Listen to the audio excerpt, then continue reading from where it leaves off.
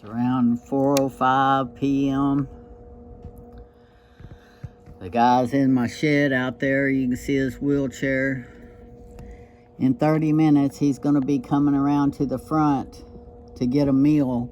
The Meals on Wheels have been bringing him frozen dinners, and they're in my freezer. So I've been putting them in the microwave and microwaving them for him every day for dinner.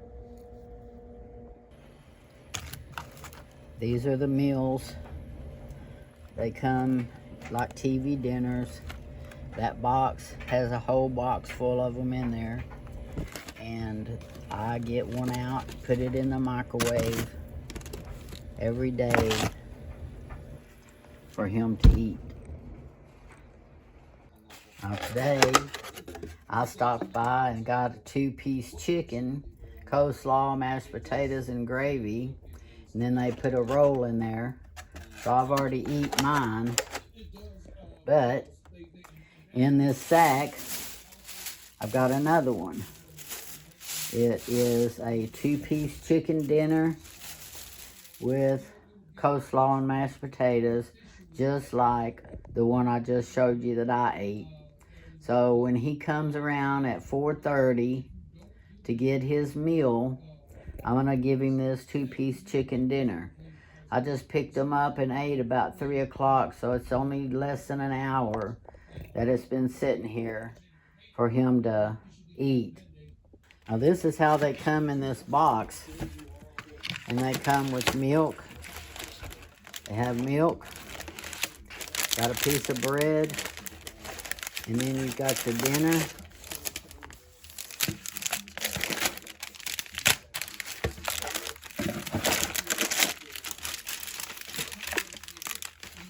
And there's 4 of them in there. They got some raisins in there, and they put some juice in there.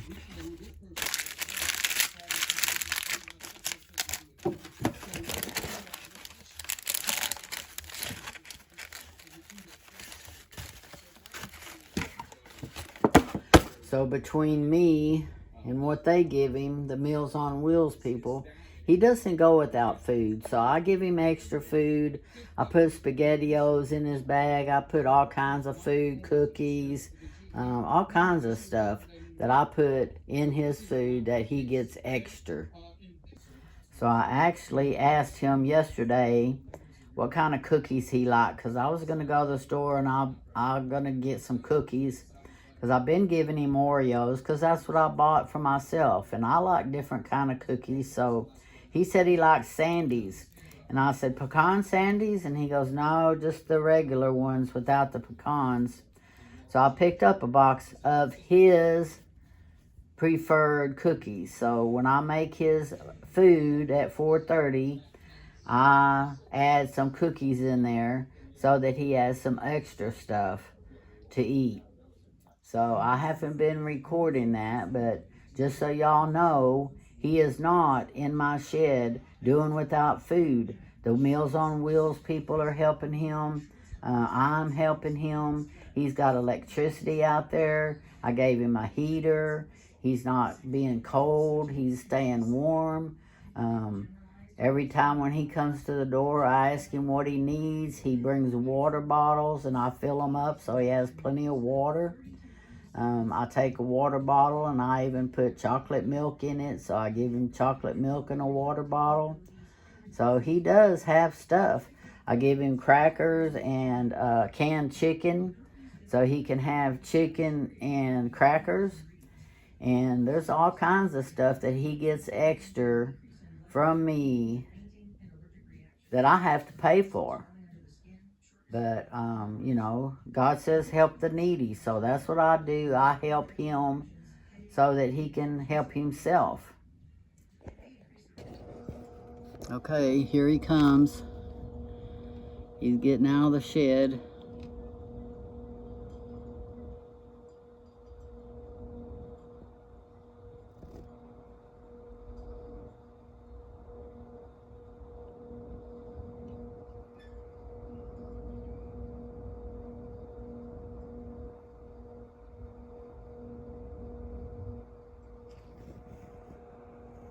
The sun is shining right in the phone, so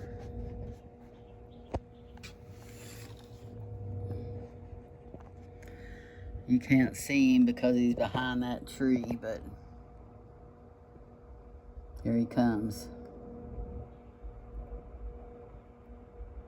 around the tree. See how he's walking? He's pushing that wheelchair. So his foot is basically well. I think he just uses the wheelchair for a basket.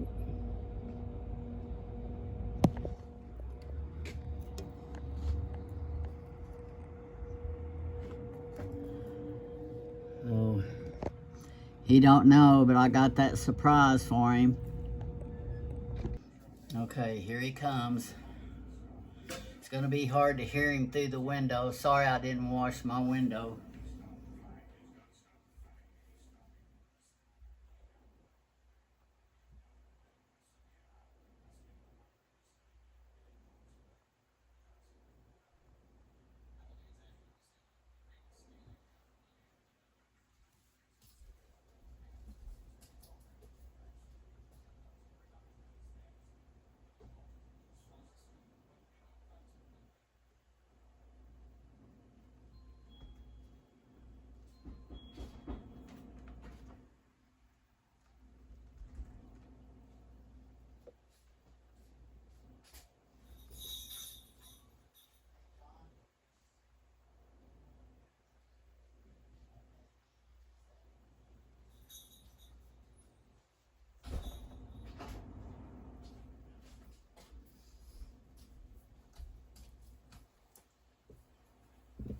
Okay, y'all couldn't hear, but he said he wanted something to eat, so let me take him the chicken that I got so it'll be a surprise.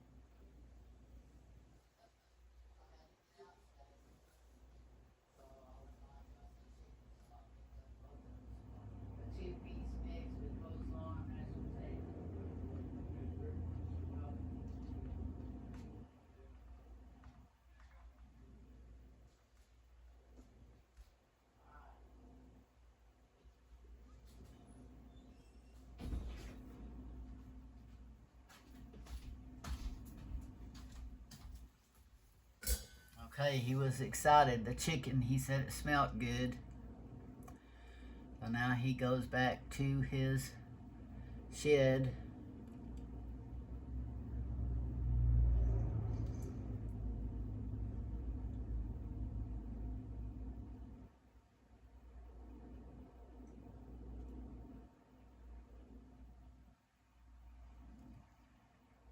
You know, the catheter has nothing to do with his motorcycle wreck. He said he's been on a catheter off and on most of his life. He's got some kind of kidney problem. Anyway, let's go back to the back.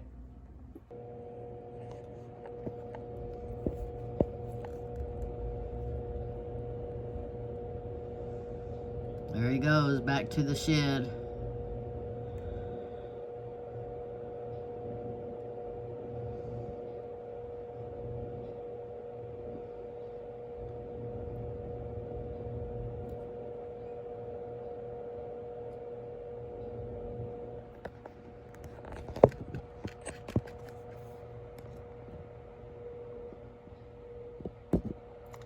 This is our routine. We do this every day.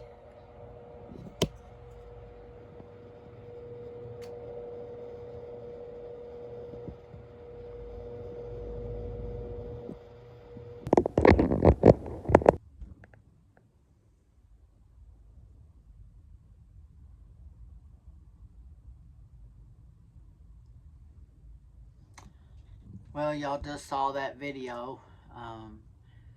I'm sitting here on my back porch.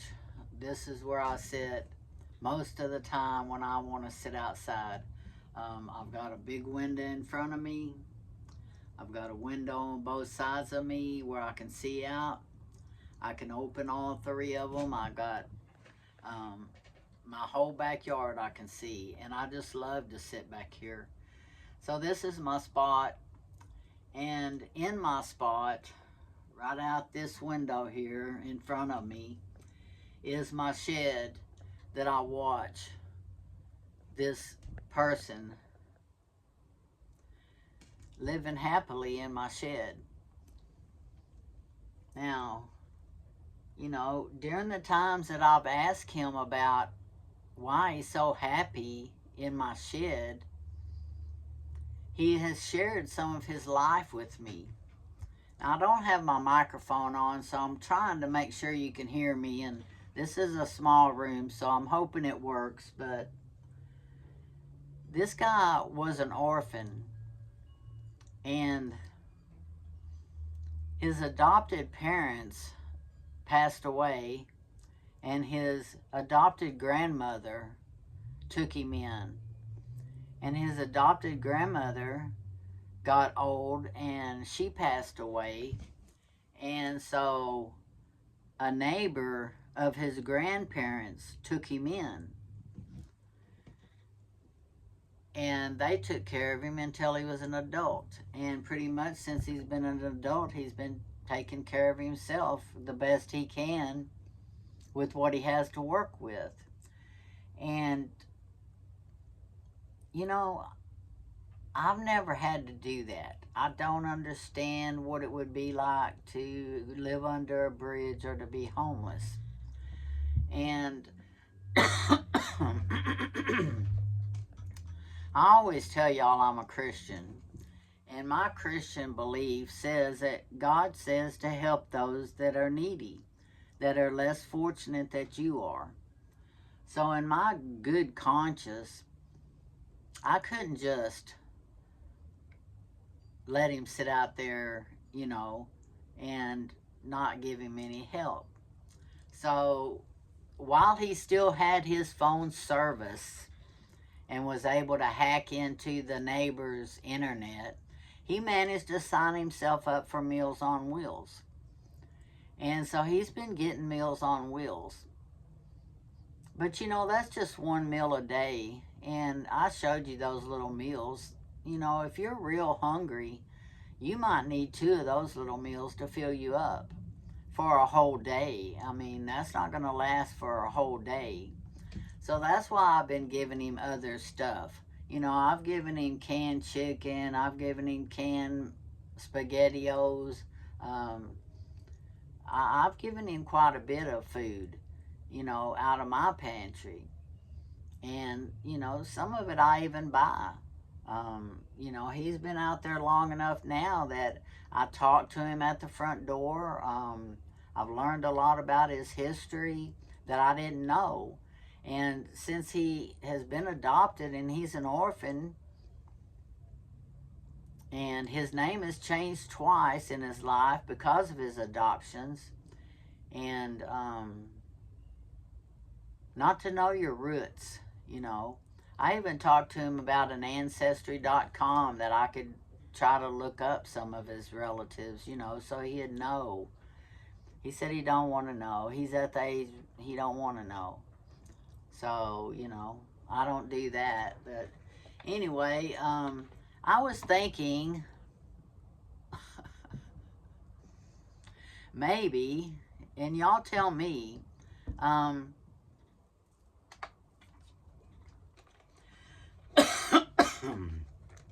I could create a GoFundMe page for John, that's his name. And that GoFundMe page would help get him the supplies he might need to get him a job. You know, I've already told him that I would give him towels and wash rags and stuff so he can clean himself up. I have done some of his laundry, so he has clean clothes out there. He'll bring me a bag of clothes and I'll wash them. So, with a GoFundMe page, and he could clean himself up and have money to even take a Uber to go to a job interview.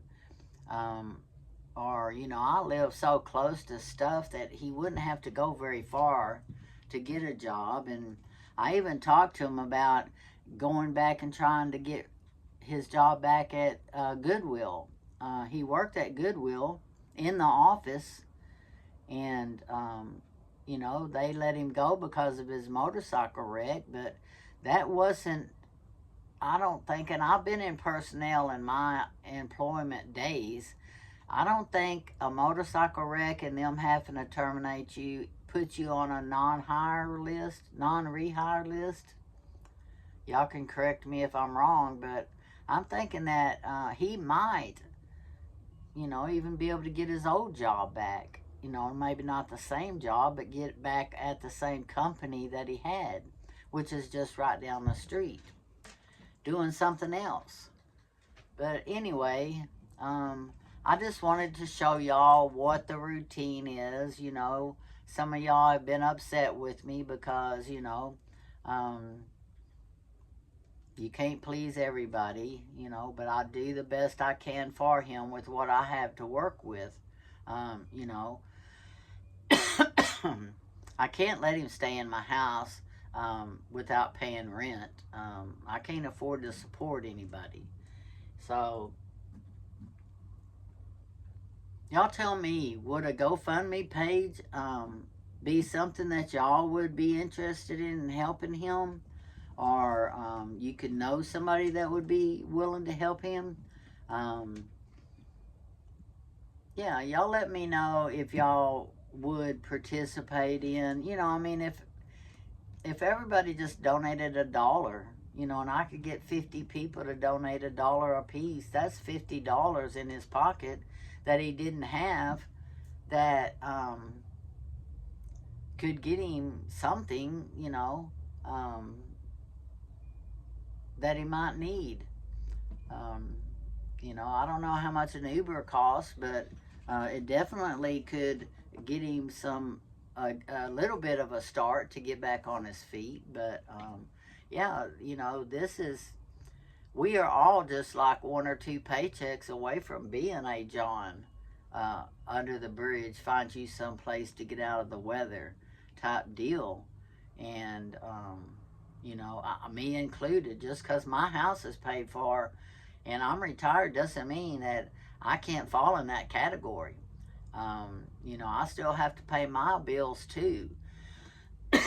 And to fall hard luck, you know,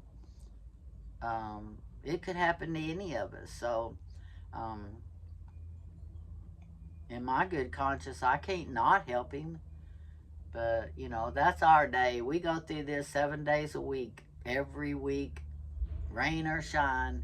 I can almost tell you exactly what time he's going to come, just like I showed you in the video. I told you in 30 minutes he'll be out.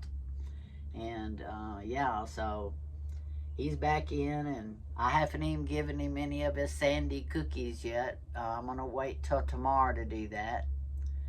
But, yeah, you know, sometimes it's hard to judge a book by the cover. Just because you think something's going on and you want to judge somebody and say, hey, that's not right, you really don't know what's going on behind the scenes. So try not to be so quick to judge somebody. You know, we all just do the best we can with what we have to work with, and most of us have minimum funds to do that with. You know, I live on Social Security only, and that's one reason I like to have a YouTube channel, because y'all's views help me buy groceries. Y'all's views help me buy him groceries.